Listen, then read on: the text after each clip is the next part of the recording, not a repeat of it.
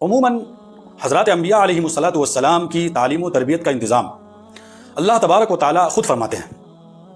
بالخصوص سید المرسلین شفیع المذنبین حضرت محمد الرسول اللہ صلی اللہ علیہ وسلم کی تعلیم و تربیت ایک امتیازی شان سے ہوئی ہے کہ تعلیم و تربیت کے جتنے بھی ظاہری ذرائع تھے اللہ نے سب کو منقطع کر دیا.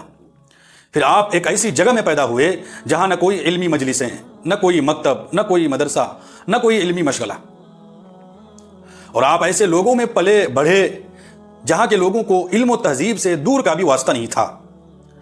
پھر آپ صلی اللہ علیہ وسلم نے طلب علم کے لیے کہیں سفر بھی نہیں کیا،